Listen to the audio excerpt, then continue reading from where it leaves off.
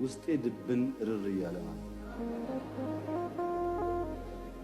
በከፍተኛ መዝናናትና መሳቅ ነበር ኢንተርቪው የሰጠሁት። የዛን ቀን ለምንድነው ያን ያደረከው ያላችሁ እንደሆነ ከቡራዩ፣ ከሰበታ፣ ከለገጣፉ አርሶ አደር ወጣት ተደራጅቶ እየመጣ ነው። እኔ ካቢኔ ስብሰባ እየሰበሰቡ 5 እና 10 ሰዎች ለክፉ ዓላማ ቀስቅሰው የታጠቀ ወታደር ቤተ መንግስት ድረስ መምጣት የሚችልበት ሀገር ነው እንኳን የቀበሌ ሰርቪስ። ያ የታጠቀ ወታደር የመጣበት ሁኔታ ትንሽ ብዥታዎች ስላሉ በዚሁ አጋጣሚ ለመግለጽ የአመጣጥ ይህ ህገ መንግስታዊና አደገኛ ብቻ ሳይሆን ኢንቴንሽኑ ሪፎርሙን አቦርት ለማድረግ ነው።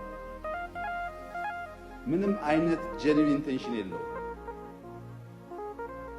ያን ያደረጉ በቁጥራቸው ያነሱ ሰዎች ቢሆኑም አብዛኛው ማስ እና ወጣት ህፃን ስለሆነ ግን ደሞዝ ጭማሪ የሚያገኝ ሰው ተንጋግቶ የመጣ ነው። በዚያ ጊዜ ውስጥ በጣም በሳል እና ጠንቃቃ አመራር ካልተከተልን በስተቀር ችግሩ አደገኛ ነገር ይፈጥራል። የመጡ ሰዎች ሁሉም ክፉ ሐሳብ ነበራቸው ወይ የሚለው የተሟላ ማስረጃ የለም። እንዳልኳችሁ ተቋም የለም።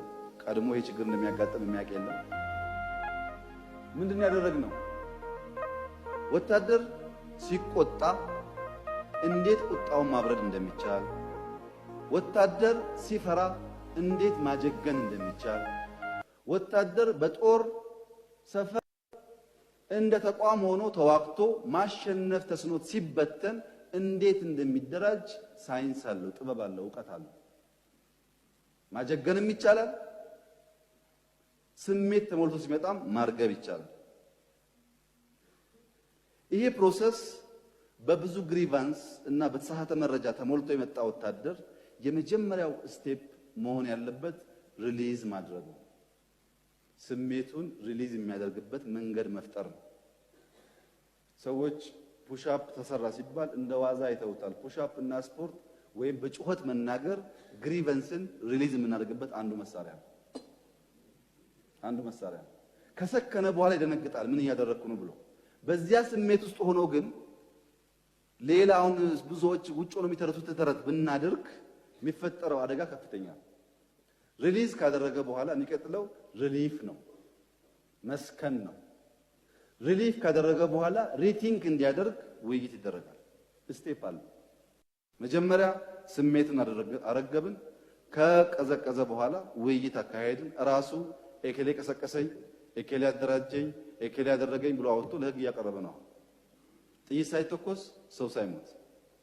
ይሄ ለነሱም እንደነገርኳቸው አደገኛ የሚሆነው በአጋጣሚ አሁን ያለው ጠቅላይ ሚኒስትር ወታደር ባይሆን ኖሮና ሲቪል ቢሆን ምንድን ነበር የሚያስከትለው ነው ይሄ ጉዳይ። ሁለተኛ ከፑሽአፑ በስተቀረ ባልተለመደ ሁኔታ በከፍተኛ መዝናናትና መሳቅ ነበር ኢንተርቪው የሰጠሁት። የዛን ቀን ውስጤ ድብን ርር እያለ ማለት ነው።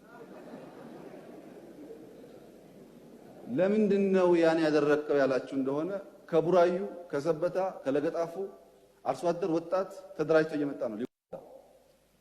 መንግስታችን ተነክተው ሊዋጋ እየመጣ ነው። እኔ በጣም የተዝናና ነገር ካላሳየው በስተቀረ ህዝቡ ሊረጋጋ አይችልም።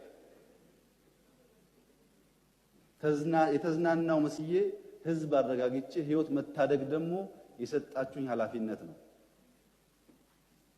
ይሄ ውስጥ ነው ስራ የሚሰራው።